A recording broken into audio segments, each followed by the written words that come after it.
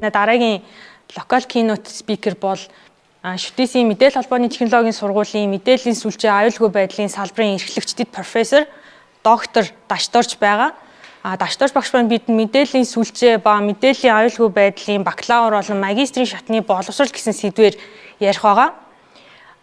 Our next local keynote speaker is Associate Professor Dr. Dashtorj, and he's a head of Information Network and Security Department at School of Communication and Technology. And he will talk about bachelor's and master's degree in Information Network and Information Security. Please welcome Professor Dashtorj. За Dashtorj багшигаа урьж байна. Okay, good morning, everyone. Today I will be talking about in Mongolian education, higher education system, how to prepare in a master and a bachelor degree students. Okay, and more people in the participants in attended to from Mongolia, and I will be speaking in Mongolian language, and maybe someone translated in. Thank you very much. Okay, ингээд өнөөдөр би та бүхэнд энэ юуны мэдээллийн сүлжээ, мэдээллийн аюулгүй байдал гэсэн энэний тэгээ бакалавр болон магистрийн сургалтын талаар ярилцах юм байгаа.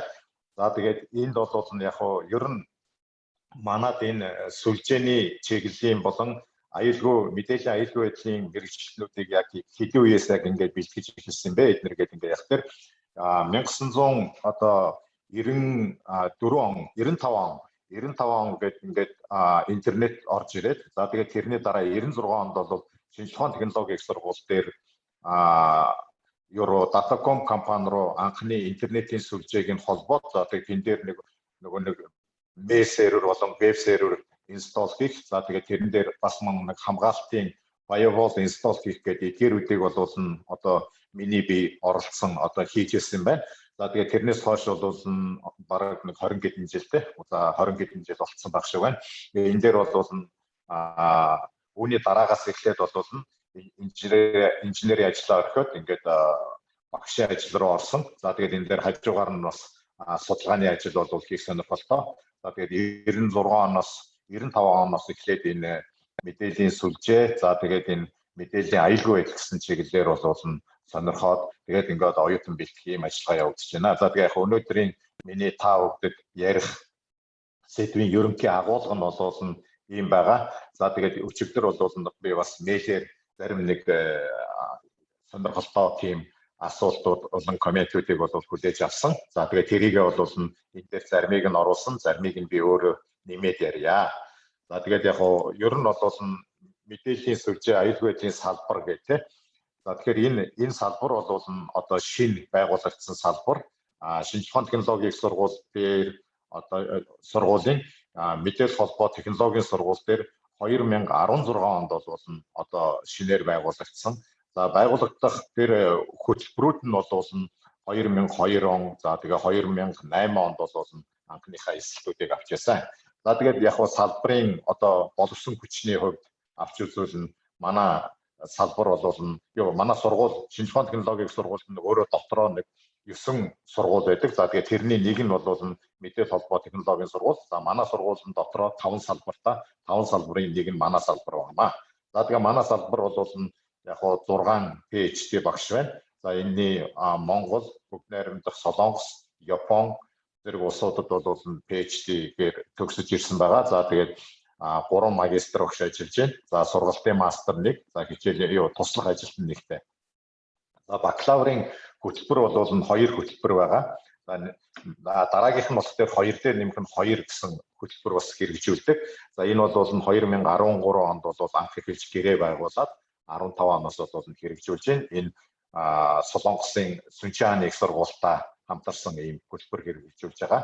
За магистрийн 2 хөтөлбөр байгаа. За энэ нь болохоор сүлжээний технологи, за нөгөөх нь болохоор мэдээллийн аюулгүй байдал гэсэн. За тэгэхээр докторийн 1 хөтөлбөртөө. За одоохоор бол бид нэр докторийн мэдээллийн аюулгүй байдал гэсэн чиглэлээр доктор бол хараахан бэлдэж эхлэегүй байна. За тэгээд ер нь бол ирэх жил гэдэг нь тэрний дараа жилээс бол энэ докторийн тэр мэдээллийн аюулгүй гэсэн чиглэлээр бас хөтөлбөр бэлтгэе гэсэн ийм бодолтой байгаа. За тэгэхээр яг нь ер нь бакалавр ер нь боловсролын төвшөнд бол яг хөөхтөр та бүгд өөрсдөө мэдж байгаа. Тэгэхээр энэ бакалаврын шатны одоо боловсрол бакалавраар ер нь бол одоо төгсөж байгаа оюутнууд за тэгээд дараагийн шатны магистр за тэгээд тэрний дараагийн шатны доктор гэх. Тэгэхээр Монголд ер нь бол энэ 90 оноос эхлээд өөрчлөлт шинжилт явагдаад за тэгээд энэ өөрчлөлт шинжилтийн үр дүнд бол боловсрол мөн адилхан энэ үнийгээ дагаад мөн ижлэн өөрчлөлт шинжлэгдчихсэн. За тэгээд үүний нэг хэлбэр бол яг хөөхтөр өмнө бол бид бол зөвхөн 5 жилээр инженер техникийн инженерүүдийг бол бэлддэг байсан бол 90 оноос эхлээд энэ бакалавр, магистр, доктор гэсэн ийм одоо зэрэг олгох энэ хөтөлбөрийн шатруу бол орсон. За тэгээд энэ хүрээндээ бол яг хөөхтөр 2002 онд бол одоо сүлжээний технологи гэсэн хөтөлбөрийг бол бэлтгэж эхэлсэн. За дараа нь болох дээр бид нар 2008 онд за энэ бол мэдээллийн аюулгүй байдал гэсэн хөтөлбөрийг бол бэлтгэсэн. За энэ бол хуучнаар компьютерийн техник менежментийн сургууль гэж байсан. За тэр сургууль дээр бол анхны хөтөлбөрийг нь Исул багш бол Германд одоо энэ юуны мэдээллийн аюулгүй байдлын чиглэлээр доктор хамгаалчаад тэгээд энүүгээр бол ирж бэлтжижсэн. За дараагийнх нь бол яг бид нар бас ер нь бол Монголд одоо ингээд бэлтжиж байхын хажуу талаар 2 дээр нэмэх нь 2 гэсэн хөтөлбөр бас хэрэгжүүлж үзье. Энэ бол олон улсын чиг хандлага бол ингэж өөрчлөгдөж эхэлж байна. За нөгөө талаар бол оюутан яг хөөхтөр анхан шатныхаа одоо 2 жилийнхаа мэдлэг боловсролыг олж авцсны дараа тэрэн дээр тулгуурлаад дараагийн агсан төвчний буюу одоо дараагийнхаа шатны энэ одоо мэдлэг юудыг эзэмшихэд илүү дөхөмтэй байх юм болов гэдэг үндслээр 2 жил бол Монголд бэлдээ. Тэгээ 2 жил нь бол одоо Солонгост бэлдэж байгаа. За тэгэхээр ажил эрхлэлтийн хувьд бол яг та нөгөө презентацийн үйл ажиллагааны яаж байна? Презентацийн нөгөө презентер мод дээр тавьбал нөгөө юу н жижиг харагдаад. За уучлаарай. Баха.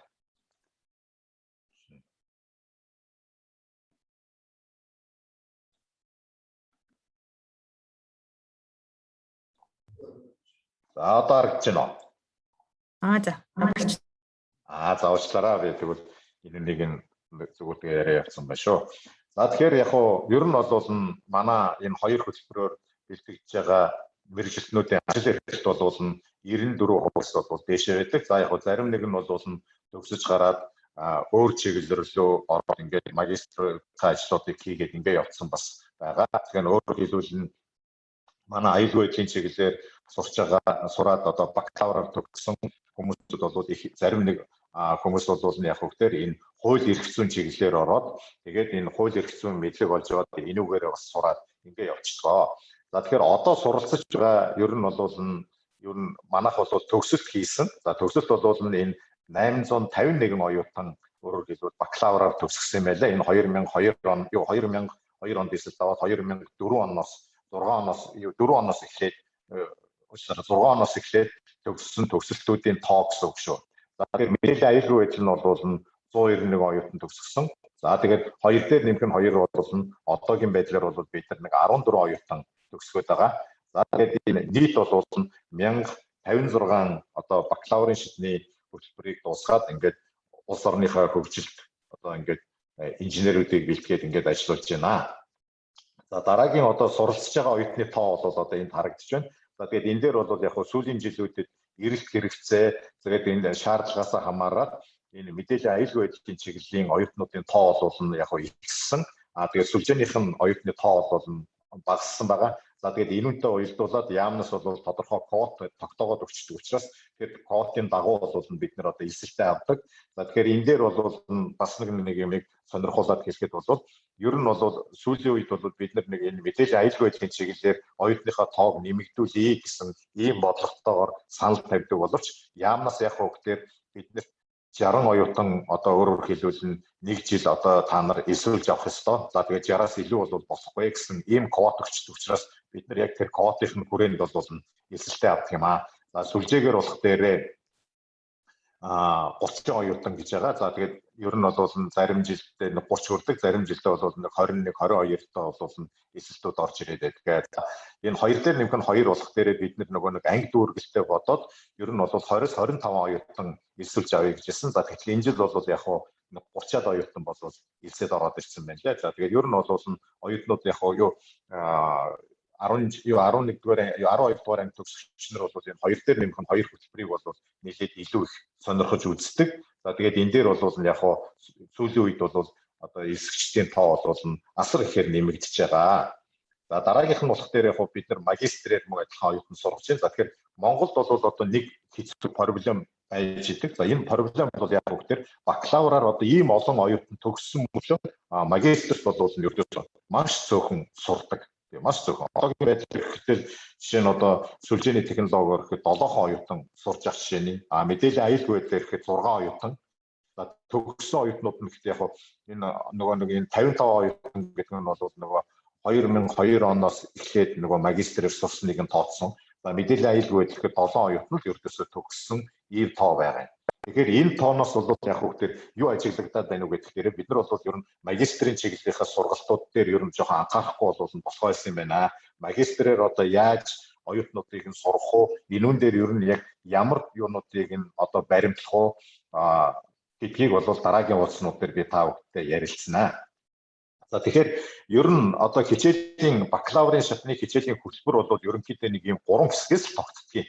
Тэгэхээр ер нь бол яг хүүхдэр энэ нөгөө нэг боловсролын яамнаас яг хүүхдэр ердөөсөө ийм процентын харьцаатайгаар та нар хичээл орох ёстой шүү. Энэ процентыг бол өөрөөр хэлбэл зөрчиж болохгүй. За тэгээд энүүгээрээ бол яг хүүхдэр яг энүүн дотор нь чинь ерөнхий суур ухааны хичээлүүд гэдэг. Энэ дээр гэхэд л одоо нөгөө физик, математик болон түүхийн хичээлүүд нь ороод яваад. Мэргэжлийн одоо суур хичээлүүд гэдэгтэр энэ дээр бол харин бид нэр өөрсдөө мэргэжлийнхаа хичээлүүдийг ордог. Энэ бол 30%.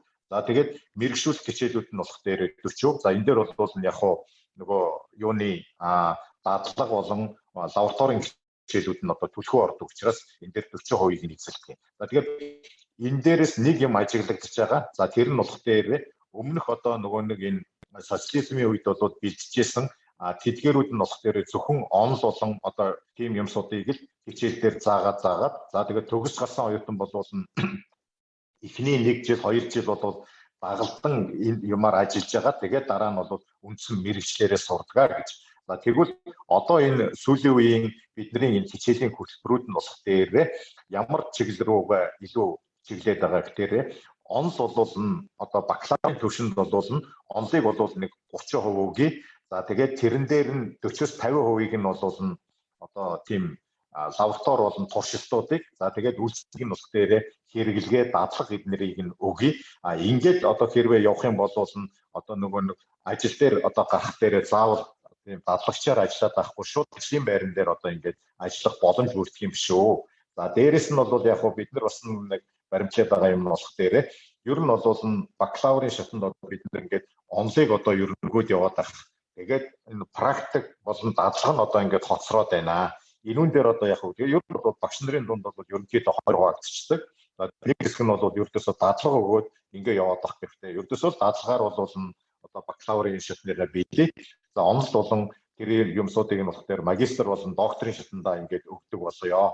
За тэгэхээр энэ дээрээс бол яг ер нь бидний дунд бас нэг юм сонирхолтой юм яригдчихэ. За тэгэхээр бид нар одоо жолооч хилээд байх юм уу? Зохион бүтээгч хэлэх юм уу гэж. Тэгээд бол яг жолооч хэлэх нь бол их юм. Гэхдээ хажуу талаар нь бол мэдээж онцлог юмнуудыг нь бас түлхүү өгөөд ингээд явах ёстой гэж. За тэгээд энэ дээр бол дараагийн юм дээр би бас илүү бас та бүдэг дэлгэрэнгүй ярьж танилцуулсан. За энэ хоёр дээр нэмэх нь хоёр хөтөлбөр бол харин сүүлийн үед бол нэлээд эрэлт хэрэгцээтэй болсон. За тэгэхээр энэний хичээлийн хөтөлбөрийн ерөнхий бүтэц бол мөн адилхан. Яг үгээр нөгөө дээд боловсролынхаа хуулийг даах ёстой. Тэгвэл Солонгосын боловсролын систем нь болох дээр бакалаврын шатны хөтөлбөрийн хичээлүүд нь болох дээр яг манай энэ шиг ийм бүтэц байхгүй.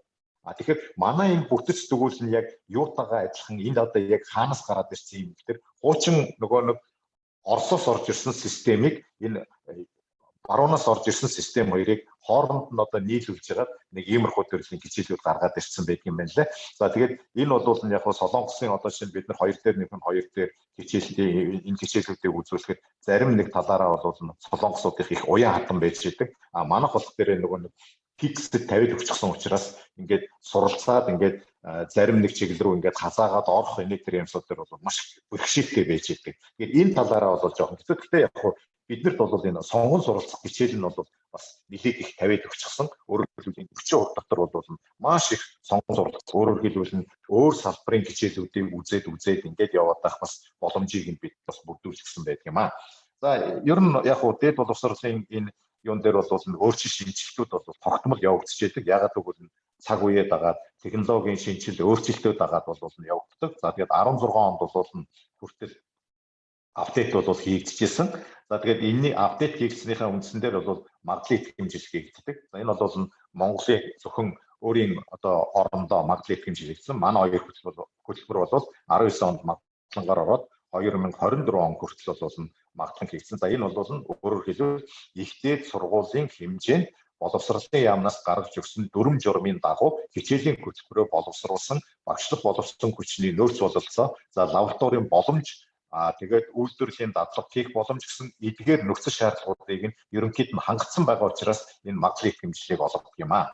За тэгээд бид бол одоо ажил олгогчид бол бидний хамгийн чухал асуудал болж идэг. За тэгэхээр энэ ажил олгогч дээр бол яг хөөхтэй хамтарч ажилладаг юм байгаа чинь 16 онд бол би салбар байгуулчаад тэгээд ер нь бол энэ төгсөгчнөрөө л одоо энэ гадны энэ байгууллагууд дээр очиж ажилд оруулаад тэгээд төгсөгчнөртэйгээ хамтарч ер нь энэ юмсуудаа хийж гүйцэтгэх нь бол хамтарч ажиллах нь бол илүү зүйтэй юм байна. За тэгээд энэ дээр бол яг олон банкнд одоо манай төгсөгч бол энэ мэдээллийн аюулгүйн хэлээр ажиллаж байна. Одоо Гамбагна гэдэг залуу.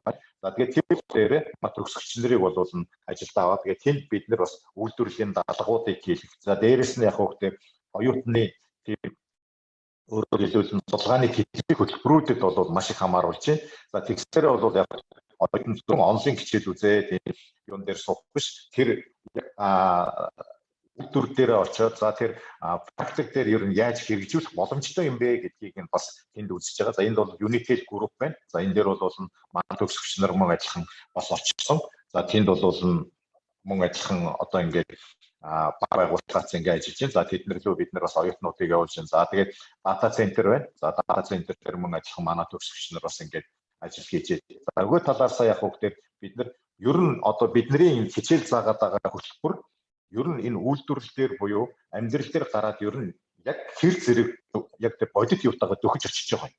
За энэс өөрөөр хэлбэл хол юм заагаад байгаа юм биш үү.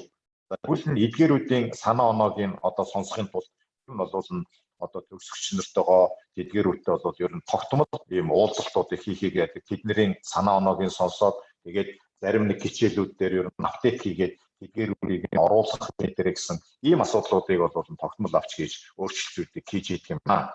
За дараа нь бол яг төгсөлтийн дипломын ажил бол хийгддэг. За энд бол яг ер нь диплом бичиж байгаа оюутнуудыг болж өгвөл тэр ажлын байран дээр нь тэр дадлага хийсэн газар дээр нь тэр дипломуудыг бичүүлээд за тэгээд тэрүүгээр нь ингээд хамгаалуулаад явчихъя гэсэн. За гэхдээ энд одоо нэг асуудал бол гарч ирээд байдаг. За тэр нь болох дээр бид нөгөө диплом бичүүлэхдээ тэн дээр нөгөө дээд боловсролын хуулийн заавал магистр хүн диплом удирдана гэж заагаад өгчихсөн. Тэгэхээр энэ асуудал нь яг хөөхтэй нөгөө ажил дээр гарч байгаа хүмүүсүүд ихэнх нь түрүүчийн дээр дээд талын статистик тоон дээрээс бакалавр нь тийм олон төгссөн мөртлөө магистр нь болох дээр цөөхөн байж байгаа учраас энэ бас нэг тийм асуудлууд бас гараад байдаг юм аа.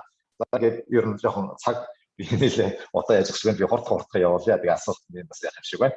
За сурч байгаа ер нь бол оюутны тоо тий энэ бол магистрийн шатны хөтөлбөрийг би та бүхэнд ярьж байна. За тэгэхээр магистр дээр бол яг гоо ер нь бол энэ би түрүүчийн дээр юун дээр хэлсэн энэ төгсөгч нар багш байна. За одоо сурч байгаагууд нь энэ бол цөөхөн байгаа гэдгийг би түрүүн хэлсэн. Тэгэхээр магистрийн ер нь хичээлийн хөтөлбөр нь одоо тэгвэл ямар бүтцтэй байдгийг тий энэ бол ердөөсөө хамгийн чухал болчиход. За тэгэхээр ер нь одоо ингээд энэ зүүн Азийн орнууд за тэгээд Орос за тэгээд Унгарын энэ хичээлийн хөтөлбөрүүдийг бас ингээд сонирхож үзлээ. За тэгээд энэ дээрээс ингээд үзээд ингээд хараад байж хаад Европын одоо энэ орнуудад бол яг үгтэй ердөөсөө маш цөөхөн хичээлүүдийг тийм онлын төвшөнд нь үзээд тэгэл төгсгөө явуулчихдаг. Энэ зүүн өмнөд Азийн орнууд тусах дээр мэрэгчлэг нь дотор нь бол маш жижигэн ийм сэдвүүдэд хувааж байгаа. Тэгээд тэдгээр хичээлүүдийг нь үзээ тэрүүгээр нь тийм дадлага тэгээд ийм лабораторийн хичээлүүдийг нь маш их явуулдаг юм байна. Тэгэхээр энэ бүгдийг нь ингэж ажиглаж харж байгаад бол яг хөө тэр бид нар бол яг хөө тэр ер нь энэ бакалавр дээр бол судалгаа, сургалт, судалгаа гэдэг юмыг л илүү төлхөө оруулж ирье. Өөрөөр хэлбэл нь одоо энэ судалгааны арга барил гэдэг юмыг эзэмшүүлье. Ер нь судлаач хүн гэж ямар хүнийг хэлэх юм бэ? Ер нь одоо судалгаа хийгээд цаашаа яв. Жишээ нь одоо манай ингээд төгсөгчнөр ингээд одоо гадны энэ хүмүүсүүдтэй уулзахаар юу гэж ярьдаг вөхтээр л ердөөсөө ихтэй сургуулиудын багш нар шууд одоо ингээд амьдрал дээр хэрэгжүүлээ явуучих тийм шинэ бүтээгдэхүүнийг гаргаад ирээ. Ийм шинэ инновацийг бий болгоод. Тэгэхээр судалгаа гэдэг бол одоо зарим нь бол хэдэн 10 жилээр явагдчихэж дараа нь бол тодорхой үр дүнд хүрч идэг учраас бид нар бол шууд өнөөдөр орсон магистр оюутан дараа жил бол шууд одоо зохион бүтээгч шинэ бүтээгдэхүүн гаргаад ингээд явна гэхэд бол хэцүү. Тэгэхээр энэ судалгаа хийдэг арга барилыг нь одоо эзэмшүүлэхийн тулд яаж юм нөхдөр бид нар нэг юм 34 кредитийн хичээл үздэг. За тэгээд энэ 34 кредит нь бол дотроо ингээд шуудаад энд бол өөрөөр хэлбэл юу гэсэн үг вэ? Судалгааны чиглэлийн хичээлүүдийг нь илүү төлхөө оруулж байна. За тэгэхээр энэ дээр Монгол одоо бас нэг хэцүү юм болох дээр ажил хийгээд магистр сурмаар байна. Өөрөөр хэлбэл энэ Япон болон Солонгос улс дээр юу гэдэг вэ? Профессор нь өөр лаборатори үүсгэсэн. Тэр лаборатори дээр яг үгээр магистр болон доктор оюутнуудаа авсраад тэднэр нь бол дээр 7 хоногийн ажлын өдөр энэ дээр ердөөсөө судалгаа хийгээс чийдэг. За тэгээд энэ хийсэн судалгааных нь өөрөөр хэлбэл санхүүжилтийг нь болох дээр засгийн газар болон сургуулиуд нь санхүүжилт өгчдөг учраас зарим оюутнууд нь яг нөхдөр жижигхэн хэмжээний тэтгэлэг бас олдчихдог. Тэгэхээр иймэрхүү хэлбэрээр өөрөөр хэлбэл сургалт судалгаа нь яг тэр лабораторийнхаа өрөөнд дотор явагдаад Монгол бол яг энэ нөхцөл өөрөөр хэлбэл бололцоо одоохондоо бүрдэхгүй байна. За саяхан тэр ундрам гэсэн бахад нэг улсын их хурлын гишүүн сая нэг орой телевизээр ярьж илээ. За тэгээд тэрний ярьж байгаагаар бол бас нэг миний яриад байгаа лаборатори гэдэг юм руу нэлээд төхөөлөх гэж байгаа юм болов уу гэж. За тэгэхээр бид нар бол яг энэ дээр хоёр одоо ер нь магистрийг бэлтгэхээр энэ судлаач магистр гэдэг өөрөөр хэлбэл зөвхөн судалгаагаа хийдэг. За тэгээд судалгааны арга барилаа эзэмшдэг. За тэгээд хичээлээ үзээд ингээд 34 кредит.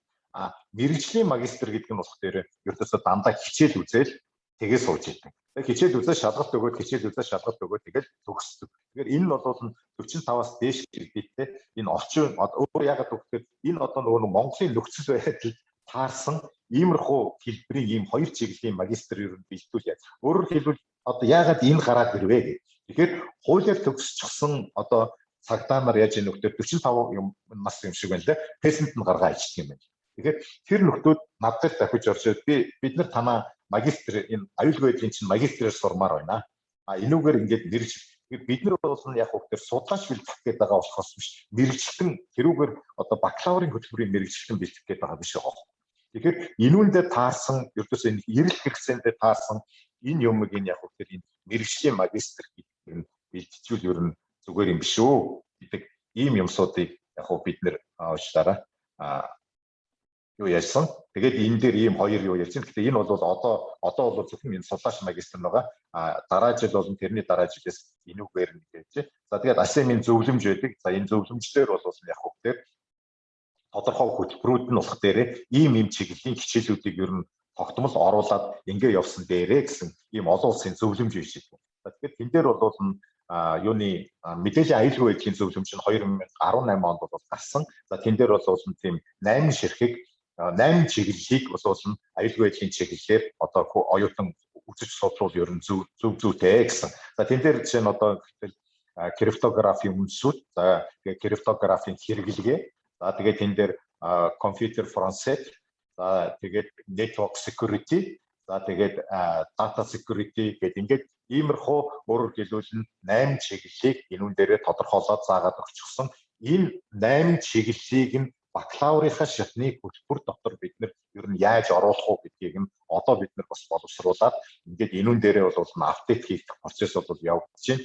За тэгээд яг хуу ер нь энэ хөтөлбөрийн өөрчлөлт шинжилт бол ердөөсөө тогтмол явж байгаа. Гэхдээ энэ өөрчлөлт шинжилтийг нэг зүгээр энэ сүүлийн нэг 20 хэдэн жилийн багшийн ажил хийж байгаа юм дээрс ажиллаа хатад нэг маш хурдан энэ бакалаврын хөтөлбөрүүдийг өөрчлөлт байх нь бол нэг тийм тогтвортой биш болдог ийм байдаг юм лээ. Тэгэхээр 5-аас 6 жил болоод тэгээд ингээд нэг өөрчлөлтүүд нь нөгөө нэг технологийн одоо өөрчлөлт шинжилтүүд нь хүртэл нэг 5-аас 6 жилийн дотор арай нэг гүйцэд ингээд өөрчлөлтүүд байдаг. За дээрэс нь бол тогтвортой байдал нь бас хангагдах. Түүнээс биш 2 жил болоод нэг ийм гараад ирсэн гэх хөтөлбөр өөрчлөлтөөр нөгөө төгсөөг байгаа оюутнууд чирч өөр хичээлүүд гараад ирдэг учраас энэ бас бэрхшээл ах юм биш үү гэсэн ийм юм болоод ажилладаг. За тэгээд ер нь бол яг үг гэхдээ би та бүхэнд бас нэг энэ магистр оюутан яагаад энэ цөөхөн байдаг ингээд өнөөдөр энэ нэг 81 хүн энэ дээр оролцож явах шиг байна. 81 за 90 гэдэг ч юм уу.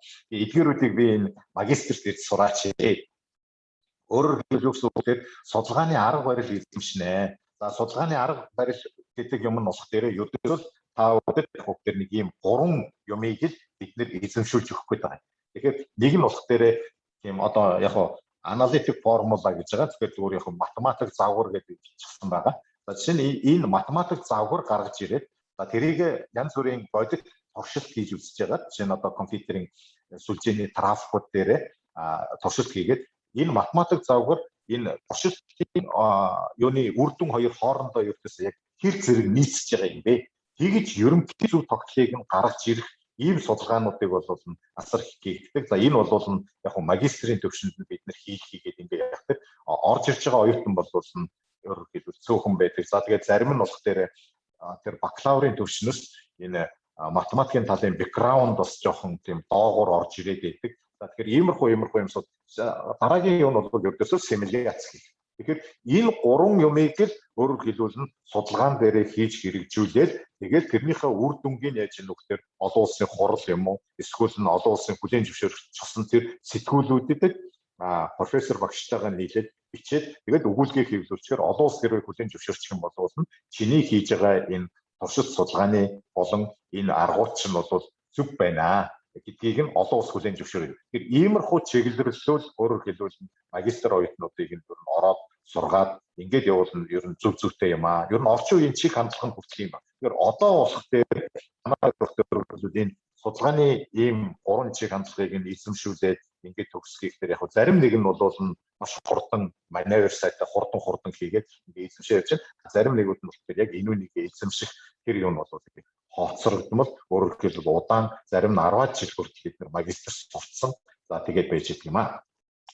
За дараагийнх нь болох дээр манай сургууль дээр сая өнөө өглөө хүртэл би та нартай уулзчихсан юм энэ Койкогийн Солонгосын энэ засгийн газрын тэтгэлгээр нэг 6 сая долларын хөрөнгө оруулалт хийгдсэн. За тэгэхээр энэ болох дээр асын төвшний. За тэгээ манай салбар дээр бол нэг 395 мянган доллар юм шиг байна. За энд бол яг хөөхтөр асын төвшний сургалтын лабораторийг нь ер нь хөгжүүлэе гэж. За тэгээ энэ дээр бол яг бид нэр ер нь 2 чиглэлийн юмыг л баримталж байгаа. За нэг нь болох дээр оюутнуудыг лаборатори дээр нь яаж сурах вэ? Лабораторийн тоног төхөөрөмж нэтрэгээд за дараагийнх нь бол төсөл бид нэр ер нь хөтөлбөр хэрэгжүүлж болох юм уу? За тэгээ судалгааныхаа ажлыг хийх гэсэн иймэрхүү чиглэлээр бол яаж юм. За тэгээд чинь төсөл хөтөлбөр дээр бол энэ аудит тийм мэдээллийн аюул байдлын аудит гэдэг сая хууль бид нар гараад хэлж байгаа шиг байна. За энэ хуулийн дээр хүртэл бол яг үгээр за авчлаа одоохон миний энэ юуны би одоо ингээд дуусгая. За ер нь бол яг манай салбар сургууль бол яг үгээр манай салбар бол юм дотоод болон гадаадын ийм одоо олон улсын конференцүүдийг оролцож эдгээр өдрөө өөрсдийнхээ багш нарын бичсэн илтгэлүүдэд явуулж хэвлүүлэх ийм юмсууд бол хийгдэж байдаг. За тэгээд энэ дээр бол яг ер нь багш бол одоо судалгааны ажиллаа хийдэг. За тэгээд судалгааны чиглэлүүд нь бол иймэрхүү чиглэлээр за энэ хорт программын чиглэлээр бол манай 2 ч багш бол PhD хийчихсэн одоо энэгээр ажиллаж байна. За тэгээд сүлжээний трафикийн чиглэлээр бол одоо миний бие ажиллаж байна. За сүлжээний халдлага илрүүлэх чиглэлээр мөн адилхан миний бие бас энэ чиглэлээр сонирхоод ингээд судалгаа хийгээд ингээд явж байна. За дээрэс нь бол бид нар яг хөөр мультимедиагийн чиглэлээр байж байна. Internet of Things-ийн чиглэлийн халдлагаас яаж хамгаалах вэ гэдгээр гэсэн энэ чиглэлээр адилхан бид нар судалгаа хийж байна. За дээрэс нь сүлжээний чиглэлээр гэсэн ерөнхийдөө нэг 2 чиглэлээр судалгаа хийгдээд за тэгээ судалгааны чиглэлүүд нь бол нэг иймэрхүү чиглэлүүдээр хийгээд Монголын болон гадаадын хурлуудад бол их тавьж байна. За төсөл хөтөлбөр бол хэрэгжүүлдэг.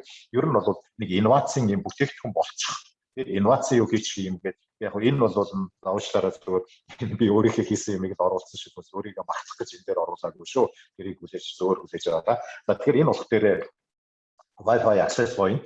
За энэ access point-ийг болох дээр яг Монголд ер нь одоо ингээд хийгээд ингээд нотгшуулаад ингээд ярьж болохгүй юм уу гэд. Тэгээд энэ дээр бол энүүнийг хятадд одоо энэ палатыг нь захиалаад тэгээд энэ дээр бол Linux-ийн үйлдвэрлэлийн систем суулгаад тэгээд энүүнийг одоо өнөөдөр бол миний өрөөнд энэ бол хэрэгжүүлээд хийгээд ингээд юугаар ашиглаад одоо ингээд байж байна. Ер нь бол 3 жил 4 жил болсон.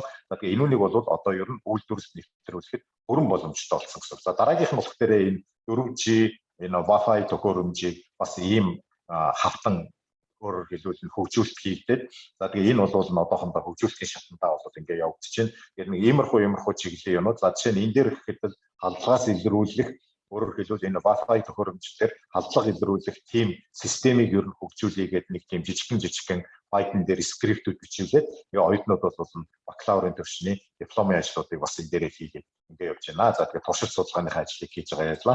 За гадаадын ихтэй сургуулиудаа бол яг бид нэр Сунчааны сургууль, за энэ юуны Кёотогийн сургууль, Японы за тэгээд энэ хамтарсан пепер бол одоо бас өгүүлэг бол бичсэн. За энэ бол Тайваны үндэсний төвийн сургууль гэдэг эдгээрүүдтэй бол хамтарч ажиллаж байна. За тэгээд оюутан солилцоо бол адилхан явагдаж байна. За ер нь богино хэмжээний сургалтуудыг бол сургууль дээр зохион байгуулдаг. За энэ бол Cisco-гийн, за Ethical Hype-ны, за гих мэтчлийн эдгээр сургалтууд явагдаж байдаг. За зарим сургалтууд нь бол та бүхэн өөрсдөө суусан байгаа. За олон нийтийн ажил гэдэг дээр бид нар за баярлалаа. За асуулт байна. За маш сонирхолтой асуулт бэлтгэл тавьсан Штор зөвхөн маш баярлалаа. За тэгээд та бүдээс яг асуулт байвал нь асууж болно. За тэгвэл би одоо ингээд хариулахад бэлэн байна. Би одоо ингээд хаяаны яасан.